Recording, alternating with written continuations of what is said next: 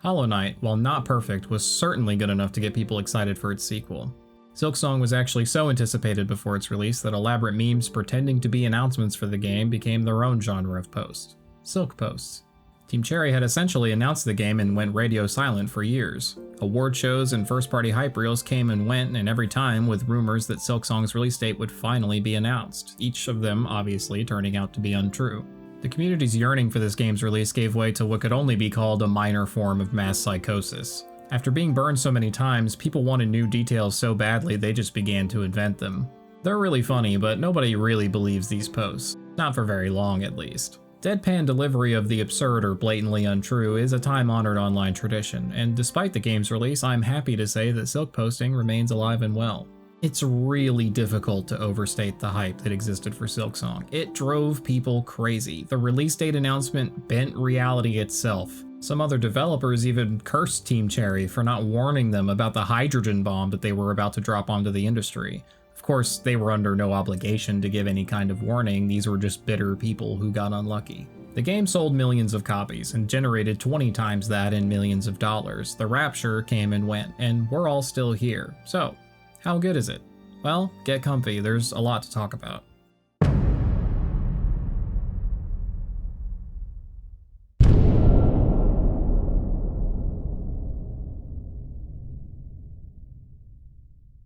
Enter Hornet, Cage Wright, Silksong's protagonist, who, as a character, is notable for being a character. The semi-titular knight from the first game was a totally silent, empty shell. Intentional? Yeah. Boring? Also yeah. Hornet actually vocalizes, even in combat, and she has a personality to boot. In the very first piece of dialogue, the chapel maid notes that Hornet is clearly not just a mere pilgrim, she's a hunter. A lot of characters, actually, upon meeting her, will remark on Hornet's demeanor and compliment her evident skill in a similar way. She just exudes experience and capability, and everyone notices.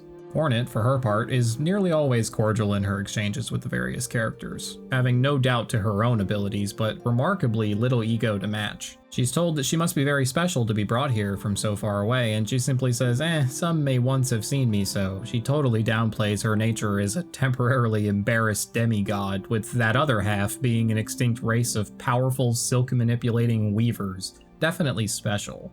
She's pragmatic and outwardly uninterested in anything that doesn't suit her goals, but it turns out her goals usually align with helping people, so she can't help herself. Hornet is a fundamentally good person, despite her cold exterior. Her characterization is apparent in minutes. She is your window into this world, and she is your emotional anchor. You need only look at the first game for what happens when you don't have strong characterization for your protagonist. You have no idea who this little guy is, why he's even here, or why you should even care. You may not ever know, unless you finish the optional late game content and read through the wiki like I did. The knight just blankly and silently stared at things. The player had no narrative connection, no motivation. Hornet, on the other hand, says that she's here to stop her captors, because even if she escapes, she'll never truly be free with them always after her. You get the sense she's powerful, but temporarily weakened. She's driven, but she's always willing to stop and help. She's polite, but she'll slap you if you overstep. Unlike the first game, the Hunter's Journal is written from Hornet's perspective, giving you even more of a window into her worldview for those who want it. Hornet is more interesting in the first 10 minutes than the Knight is after 10 hours. With clear goals and solid characterization, we're immersed and invested in this world from minute one, and what an interesting world it is. The game takes place in Pharloom, which is a play on words and also a faraway place obsessed with a specific textile. The first game had you descending into mostly dark caves with a few gothic exceptions. This one has you ascending through a much wider and much more colorful variety of locations. This game has a lot of bells, and that's because they're the de facto symbol of the game's religion. Religion is a common motif here. Rosaries are the currency, and songs are both the prayers and also how the powers that be exert their control. Religion and song are intertwined, and both are woven into everything. The Citadel calls out like a siren. The common folk are lured to undertake a dangerous pilgrimage to its gates, and the ones that die on the way are truly the lucky ones.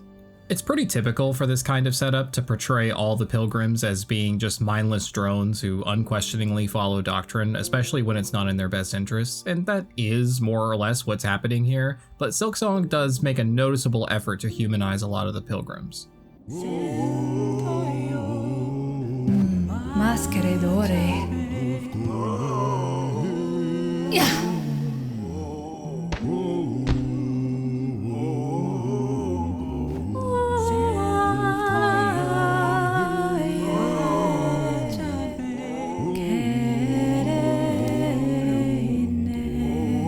Sharma is starting his pilgrimage at the same time you begin your ascent. You run into him multiple times as you make your way to the Citadel, and you can't help but like and feel sorry for the little guy. He starts out as brainwashed as anybody else, but his enthusiasm and innocence is remarkable given what we know about the kingdom's situation.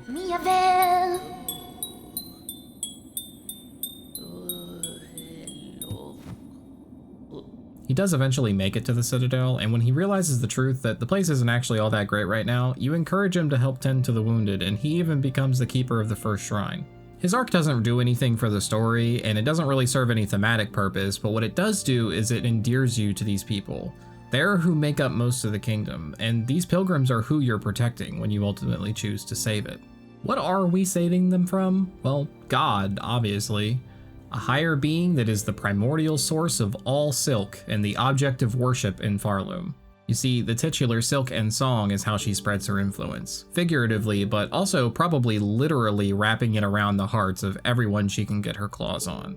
She also created the Weavers, but since they were capable of producing their own silk and therefore not as reliant on her, they turned out less loyal than she would like. Through some silk magic shenanigans, they basically put the Silk Mother into a coma and started running the show themselves, which worked out for a while, but a sleeping god is still a god, and the Silk Mother proved more than capable of exerting her influence anyway.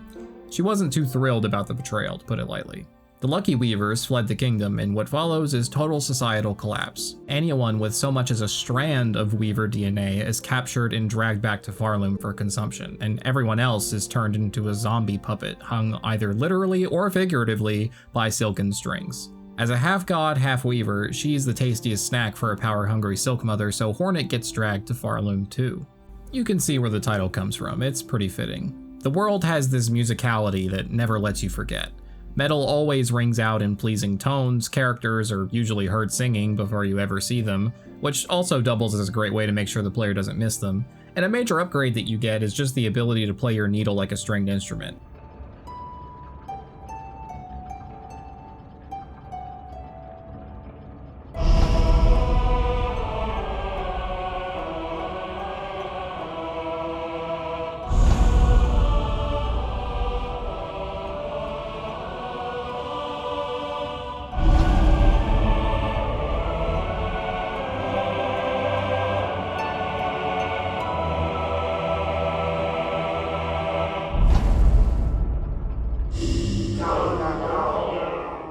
The game has a unique identity.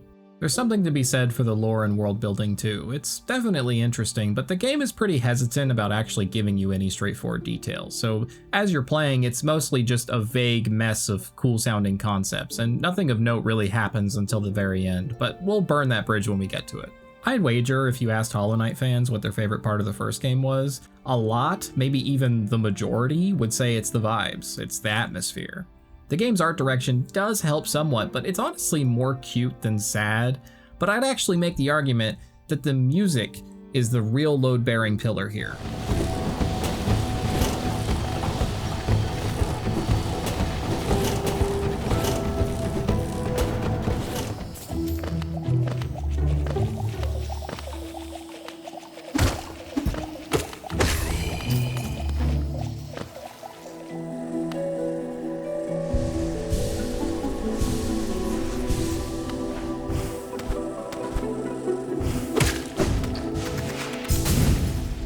Each environment is given a very recognizable and distinct personality through the presence or even total absence of music. What I'm about to say isn't going to make me any friends, but hear me out.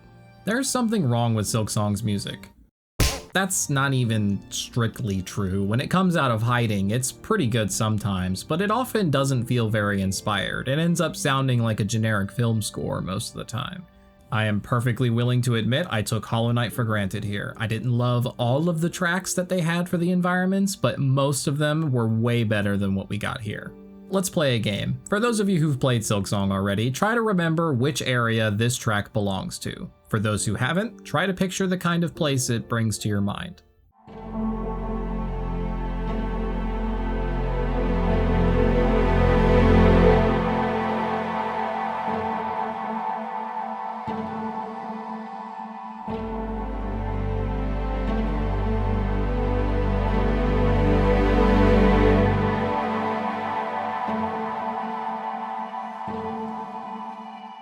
Did you guess Mount Faye, a cold mountain? Does that even make sense now in hindsight? Let's do another.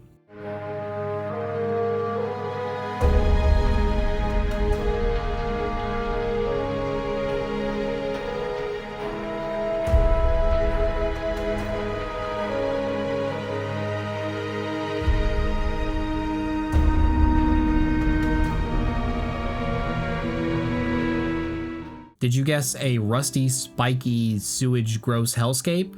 Does that make sense? One more.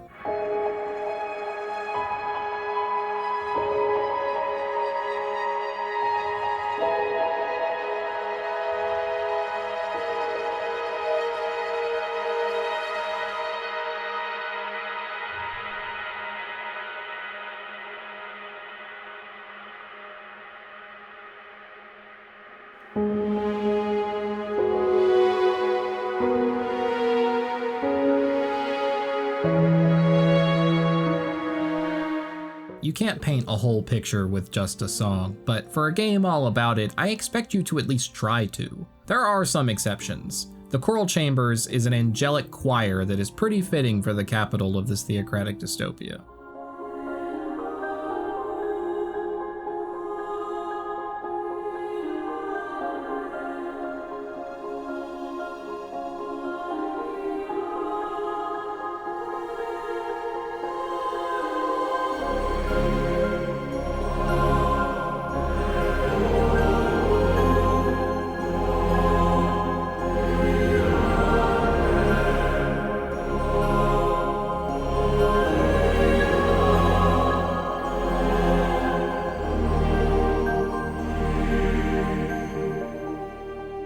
But I did save the best for last. Ladies and gentlemen, I present to you the exception that proves my point and the best track in the whole fucking game.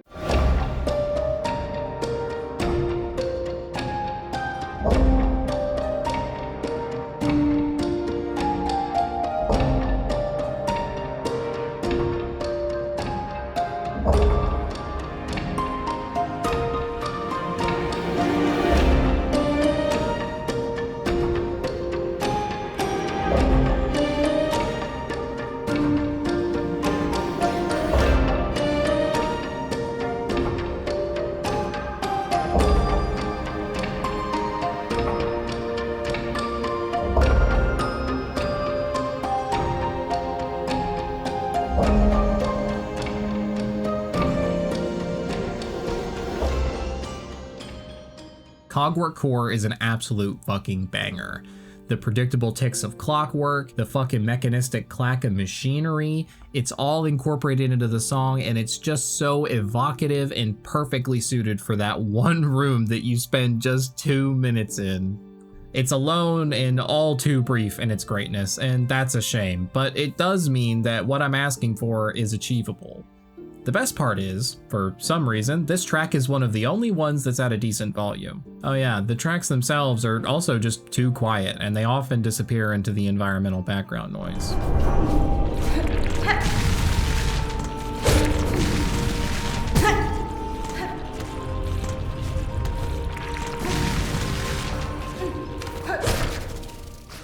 Sure, you can increase the music volume if you mess around with the audio settings, but how many people are really going to do that, or even know to do that?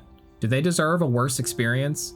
And it's not like volume is going to solve the whole problem, it's still going to be slow orchestral meandering no matter how loud it is. If you told me before playing Silksong that the thing that I would be most disappointed in was the music, and also that it would have my favorite track in either game, I would say that's pretty ironic for a game about songs, but I'd also be pretty fucking confused. But here we are. Art's funny like that sometimes.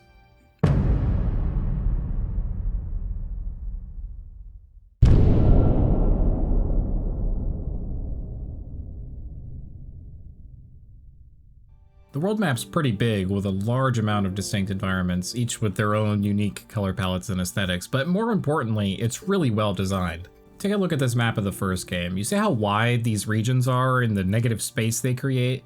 Now look at Silksong's. You notice how much denser the map is? Areas aren't quite as wide, smaller rooms are favored over larger ones. You see how the various zones are closer together and more interconnected, not just with each other, but also within themselves? There's more entrances to adjacent rooms and there's smaller dead ends. The effect that all this has is pretty subtle, but it's transformative. Hallownest ended up feeling more like a labyrinth, but Pharloom is more like a playground. It never really gets old, and that's in large part because the game never betrays its sense of place. You're not going to find these red thorns anywhere but here. These mossy enemies are only found in this mossy area. See, there is a bunch here. Are you for real? Are we being so serious right now? The only trapped bench is in the Hunter's March because the ants there are hunters and they set the trap.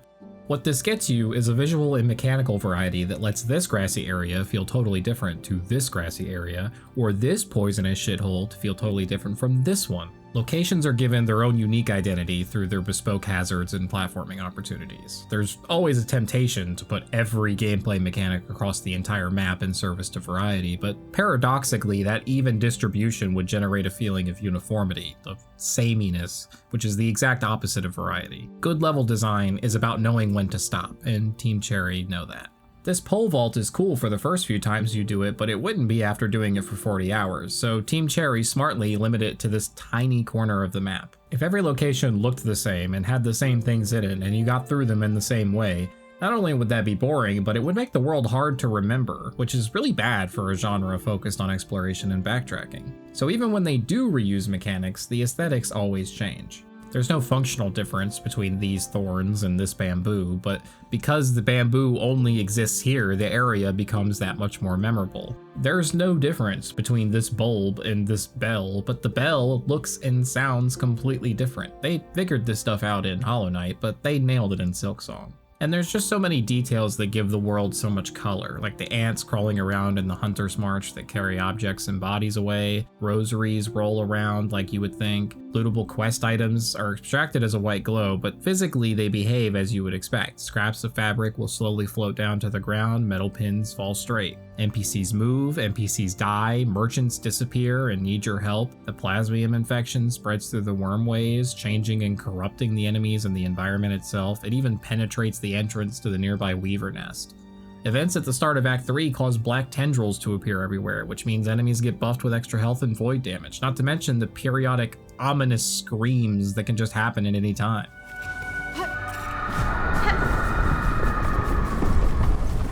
The game is rich with detail, and with so many things changing in ways big and small as you progress through it, Pharloom is given a sense of life that the first game tried but ultimately struggled to convey unless you knew exactly where to look. The world is varied, vast, dense, and detailed, but it is above all memorable, which is very important for a game in this genre. As a Metroidvania, a large portion of your time is going to be spent traversing the world, often backtracking. It's a good thing then that Silksong has stellar movement. The original Hollow Knight checked all the boxes you would expect from a platformer, but its sequel goes a lot further and demonstrates the importance of actually making traversal itself enjoyable gameplay. Even the game's infamous runbacks after dying to a boss are made more fun due to the incredible movement. Compared to her little brother, Hornet falls just slightly faster from her jump, and it seems like a small change, but it goes a long way into making platforming with her feel a lot more responsive. If you've played the first game recently, you would notice it almost immediately. In the original game, if you attacked downwards while airborne, you would perform this downward slash that could be used to bounce off enemies and hard surfaces, aptly coined the pogo. It got the job done, but in Silksong, her aerial attack is, by default, a diagonal dive that has her doing flips after impact. There's variety in the animations and they fluidly transition from one another. In the first game, the pogo was both mechanically and visually repetitive, leading to abuse or just outright ignoring it depending on the enemy. In Silksong, its diagonal nature means that you aren't just spamming it thoughtlessly, since you actually have to reposition yourself to be at the right angle for every bounce. Unique to her game, Hornet also has a ledge grab, which gives you more flexibility with regard to traversal because there's more valid trajectories to get onto the same platform. But it also makes it so that platforming is more dynamic since you have more tools to get around. This is because jumping from a ledge grab actually leads to a slightly higher jump than if you had just stood on the ledge normally, and that small increase in height is sometimes enough to make jumps that are normally impossible, adding even more mechanical depth from the very beginning. It's a welcome addition that sells Hornet's skill and mobility as a character, even prior to getting any of the movement skills, which are definitely game changers. especially Swift Step, which you get very early on, and it doubles as both your sprint and a short range dash. It's pretty hard to overstate just how much this ends up adding to the gameplay. The animations are all top-notch, obviously, and the sprint makes traversal much faster, and crossing larger gaps is now possible. For combat too, the dash is obviously useful, but even the sprint has a special attack that sends you into the air afterwards, which means you can quickly chain it into a dive attack for a burst of damage. Between the ledge grab, the dash, the sprint, the dive attack, Hornet's movement is silky smooth, and in just a couple hours, it's already more fun than by the end of most Metroidvanias, Hollow Knight included. But later on, there's also the claw line, which gives you even faster bursts of horizontal movement that doubles as an attack and causes a bounce. All this movement tech is cool, but it would be pretty pointless if they didn't give you any places or reasons to use them. Luckily, there are platforming challenges hidden off the beaten path everywhere. Let's talk about some of those rooms. In Silksong, secrets are nearly always a breakable wall or a hidden pathway obscured by the foreground. Pretty much every hidden area or item in the game is locked behind one of these two tricks, so exploration just devolves into you smushing your face against every surface and spamming the attack button. Any player hoping to find everything the game has to offer by themselves is going to be spending the majority of their time not fighting bosses and not doing interesting platforming challenges, but just swiping every square foot of every wall and jumping into the corner of every ceiling in every single room. The problem is that nearly all secrets are found via this one process. Once you realize that the game likes to do this, it just becomes a thoughtless, repetitive ritual. It doesn't really feel like exploring. Tunic is a great game for comparison because it actually has a lot of the same kinds of hidden passages that are obscured by the foreground, but it works a lot better in Tunic because it's a 3D game and the obscured areas are a known unknown. You know when you can't see something because you can see the thing is in front of you blocking your view behind it. In Silksong, every wall and every ceiling could be hiding a passageway. You can't really tell when something is being obscured. The game is usually not very creative with its secrets too. Here's one of the only examples of an actually good secret in the original game. You walk into this room and there's strange faces everywhere with this pedestal in the middle. It's not immediately clear probably, but a keen-eyed player will probably notice that the faces are very similar to the ones in the Howling Wraith's ability. I'm so smart. I'm so fucking smart. I'm the smartest person. Holy shit. I can't believe that worked. That's crazy. It's not even that difficult, but you can tell from my reaction that it feels good to figure out. If that upgrade were just handed to me after jumping into my 100th corner, I wouldn't have remembered that moment nearly as fondly, if at all. Here's an exception to prove the rule. If you found the boomerang in the Hunter's March, you can go to the Ant's target practice room, and if you hit all the targets with a single throw of the boomerang, this guy will show up and take your boomerang to give you an upgrade. The room is pretty conspicuous, and it's otherwise pointless, so it's pretty reasonable to assume that the player would try this, and so that's a good secret. It's infinitely more interesting and involved than just jumping into every corner and beating on every wall, but it's really the only one of its kind. Ultimately, though, a lot of people are just going to try to find as much as they can on their own and look up the rest later, but that's obviously less fun.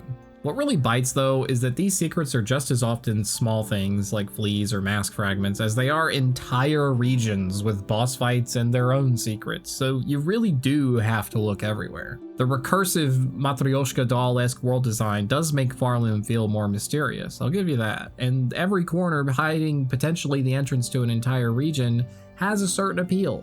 It goes a long way to encourage exploration, but I would say that the act of exploring itself isn't actually where the fun is. It's really just that dopamine hit from the 1 in 10 chance that the wall you hit gives way to a new area. It's totally mindless, and over time, seeing the same trick over and over again, the unexpected becomes expected, and the dopamine just stops coming, and the trick stops working. Oh my god, they did it again, the madmen. They literally pulled the same secret twice. And all you're left with at that point is exasperation at needing to perform this ritual everywhere you go just to see the rest of the game. It doesn't help that entire zones are hidden with only one entry point. Biowater is a pretty illustrative example.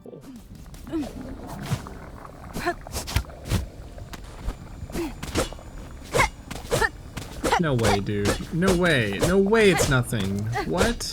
How is this nothing? This secret path from the exhaust organ actually does lead straight into Biowater, but the wall will only break one way, from within Biowater. So if you didn't find this entrance in Sinner's Road, you're barred from entry completely, despite finding something pretty secretive in itself. If the player was thorough enough to find the entrance to the mist, and smart enough to discover how to navigate said mist, and curious enough to swim across the muck to find this entrance, why not just let them in here? It's obvious what you're looking at. This is just an anti-secret. Instead of rewarding your exploration, it just makes you turn around empty-handed. Once you do end up worming your way into an area, there usually is multiple pathways to open up, and at that point, the world design is finally allowed to be as good as we talked about. But before then, way too often, those other pathways are blocked, which only increases the odds that the player is going to miss the zone entirely, and resort to going online and being told where that entrance is. So what do you get for the trouble?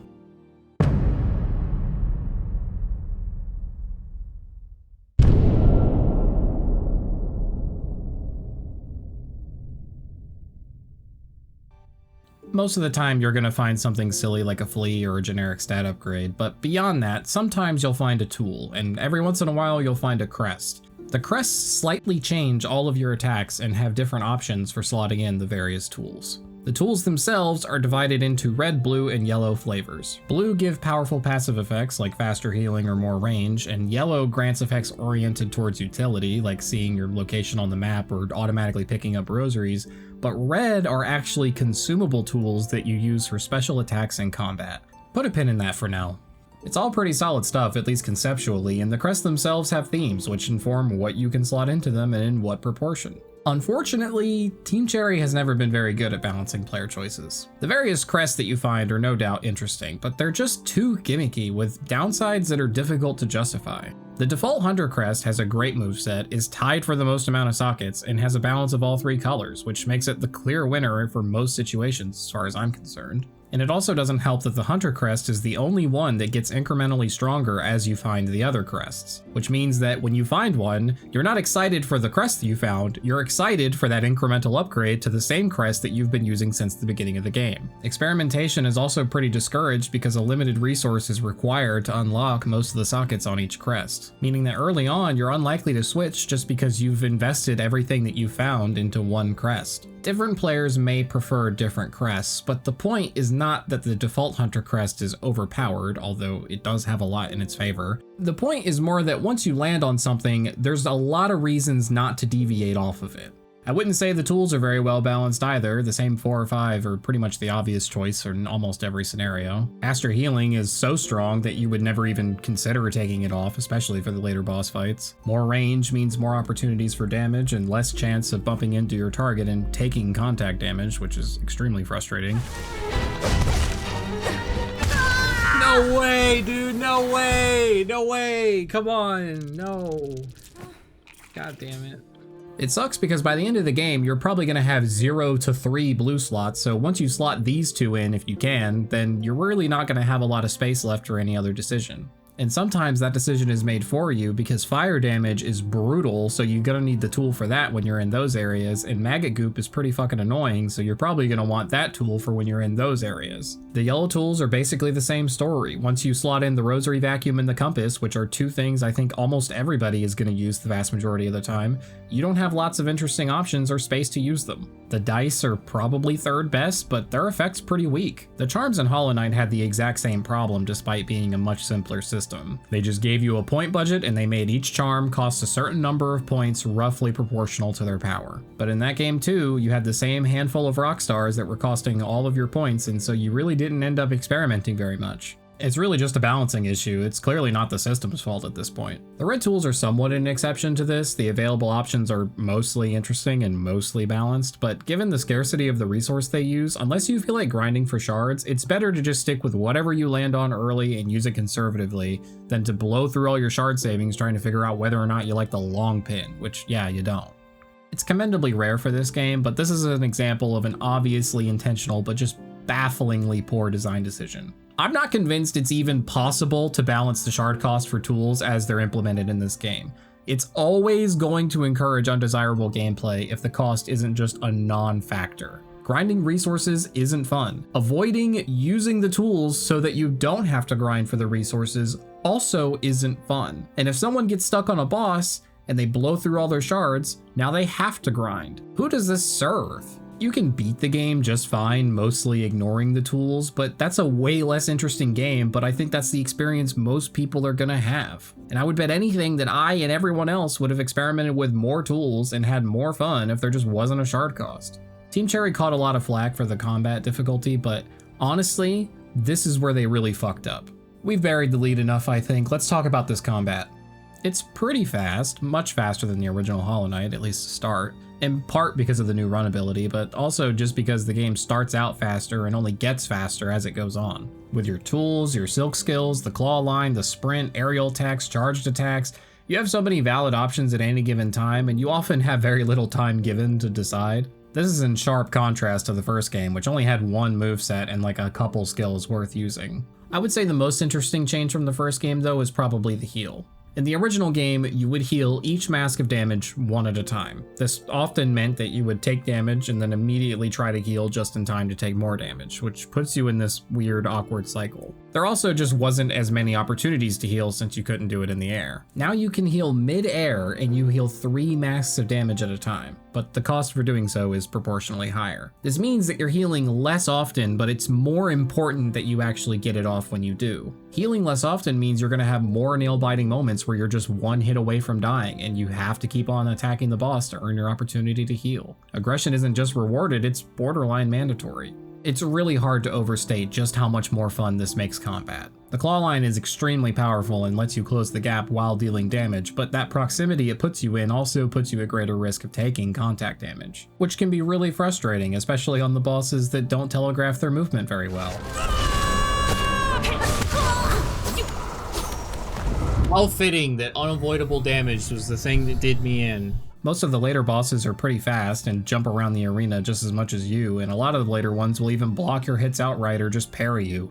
You'll definitely sweat, you'll probably swear, and winning will only come after demonstrating a near complete understanding of the fight's choreography. That applies to the boss fights, but almost as well to the regular enemies in the open world. They're not usually an extreme challenge on their own, but their movesets have to be mastered all the same, lest you just take way too much damage too often and just die by attrition. The regular enemies in platforming probably aren't going to challenge you as much as they're just going to keep you honest. The constant baseline difficulty is definitely higher than in most games, and the bosses are even harder, but the areas are manageable and the bosses are learnable. Everything I've said so far is true, but to what extent and your opinion on whether or not that's a good thing is probably just going to depend on how good you are at these kinds of games. Some people are going to struggle more than others, and your relationship to the game is going to largely depend on the intensity of and your reaction to that struggle. There's been a lot of discourse over whether or not the game is too hard, to the point that it feels like it's just dominated the discussion at the exclusion of the rest of the game, which is why I'm only talking about it now this far into the video. It's no Ninja Gaiden, but it's still pretty tough, and I would guess a lot of this just comes from a mismatch of expectations. The main campaign of Hollow Knight was pretty easy, at least relative to Silksong. People who had played Hollow Knight expected roughly the same sort of experience and roughly the same sort of difficulty, and the people who didn't saw a colorful game with cute bugs and probably thought it wasn't going to demand much from them. But demand it does. There are no options for difficulty in this game. Personally, I feel like game developers can do whatever the hell they want, but it's not surprising that some people feel like they're locked out of having a good time. I have a pretty high patience when it comes to this kind of difficulty. I can and have fought bosses in various games for hours. I enjoy it, even when I don't. Dude, this boss sucks ass. It's fucking terrible. Did anyone play this? What the fuck? You may have less time, less patience, less ability, or just simply less of a disposition to appreciate this kind of challenge. You're not a bad person if you don't enjoy losing like this, but for the rest of us sickos, in certain moments, Silksong presents a mechanical challenge that is just downright euphoric, up there with the greats. Wow. I take back everything I said. Oh man, this game is a fucking roller coaster, man. Sometimes suffering has meaning, even if it usually doesn't. and even when it doesn't, the challenge it does provide is always enough to prevent you from getting bored, which is better than you can say for most games. Designers will often say that they don't want the player to feel frustrated, but what's worse than frustration is pure agonizing boredom.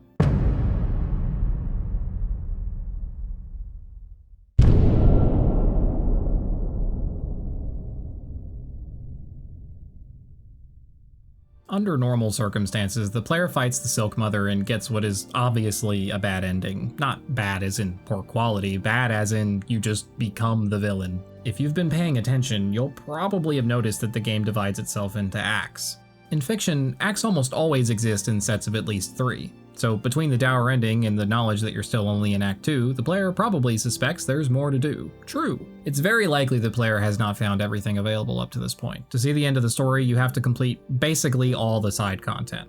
The wish system could be cynically interpreted as low-effort side quests to pad the game, but it's pretty clear that's not what they're here for. Some of it is pretty standard fetch quest stuff, but their true purpose is to covertly point you in the direction of places that you may have missed. Silksong does a good job at making you feel like you found everything yourself, even when it's helping you. The original Hollow Knight had very little guidance on where to go next. You can say how obvious or linear it really is until you're blue in the face, but the fact remains it kinda still made some people quit. It's pretty miraculous, but Team Cherry managed to give Silksong more direction without compromising on exploration nearly at all. The wish system is a huge win for Silksong. It's the only reason that near 100% completion of Act 2's side content being a requirement for Act 3 doesn't actually turn out to be much of a problem. If you don't believe me, then check the Steam achievements. There's a less than 4% drop off in players between getting that bad ending and starting Act 3. It's not to say that tying up all those loose ends is a perfectly smooth experience. Statistically, you're all but guaranteed to have missed a handful of things, some more fair than others. It's not pretty, it's not elegant, but at this point, the player base seems to have unilaterally accepted looking up the requirements for starting Act 3, and the location of whatever they were missing. Looking up what you missed like it's a fucking grocery list is probably the least fun I had in the 40 hours it took for 100% completion, but it's a testament to the game that it didn't take very long. So once you've met all the requirements for Act 3, you'll be able to access a new ending that creates a trap for the Silk Mother that banishes her to the void so that you don't end up taking her place. In the process though, Lace ends up sacrificing herself to save you, but the world is still pretty much fucked, just like it was before, except this time you're not the villain. But it is still kinda your fault. While the game does end and boot you to the title screen, this ending is not quite an ending. The title screen has changed and is now covered in void tendrils, and your save file has changed and is now covered in void tendrils.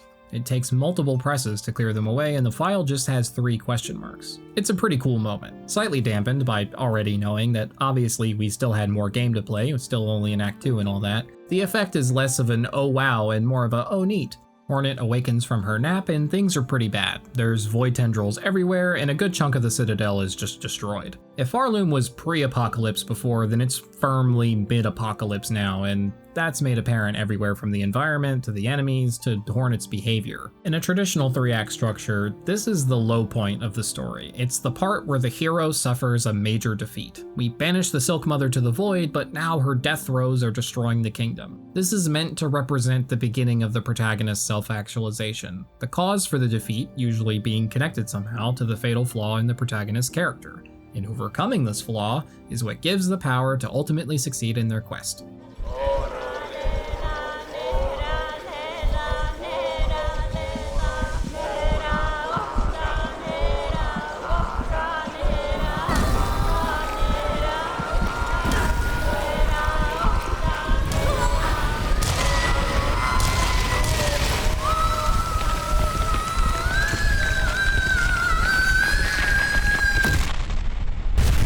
Right on cue, to make it past the void, she has to literally introspect into her own memories to grab that white flower that repels the void to allow her to challenge the Silk Mother. In any other story, this is where Hornet would reflect on her fatal flaw and change as a person. Her previous self not being able to achieve victory, but this one can. This isn't dogma, a narrative doesn't have to be done this way, but the game divides itself into acts. It intentionally copies major plot beats that stories typically have. It insists there's a plot. Alright, time for a question. The question. What is Hornet's fatal flaw? What must she do or realize to be successful in her quest? I'm not sure, and neither is the game. Hornet has character, but she lacks character development. She is the exact same person at the beginning as she is at the end. The flower is just another tool, another upgrade needed to progress. In her penultimate conversation with Lace, Hornet states her resolve to protect the kingdom, citing her past experience with watching a kingdom collapse and vowing never to do it again. This guilt is never really brought up or hinted at previously, and either way, its presence or absence wouldn't materially change her behavior or choices at all. She always agrees to help everyone she meets. There's a slightly selfish bent to her dialogue sometimes, but she's endlessly helpful, and with essentially no protest, it just comes off as more tsundere than selfish. There are multiple references to Hornet's long lifespan. She's been around for a long time, long enough to see everyone she's ever known die and her home decay into ruin. That kind of experience could easily make somebody jaded and distant. She implies sometimes she's only doing this for herself, but imagine if she really meant it.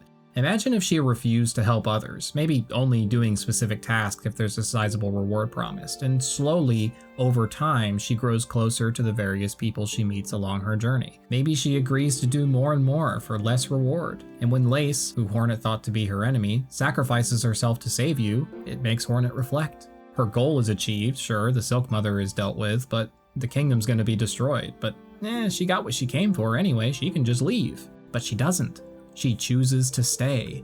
She looks within herself and remembers the sacrifices others made for her sake. It's time to return the favor.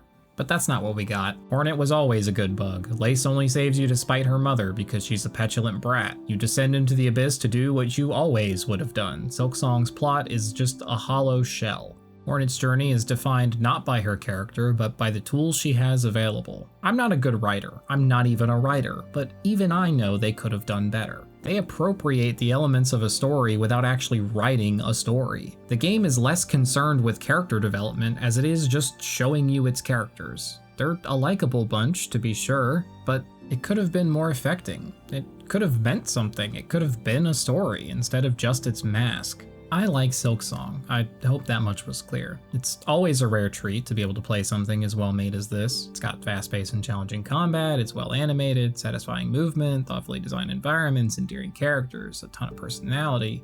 It's good. It's mostly good. It lacks the emotional resonance of the first game, and the story leaves quite a bit of potential on the table, but Team Cherry have improved on the original Hollow Knight in most ways that matter. Is it perfect? No. But it could have been, and if you squint, it bears a striking resemblance. That's more than you can say of most games. Team Cherry should be incredibly proud of what they made, and whenever they announce their next project, I'll be waiting for the rapture just like everybody else.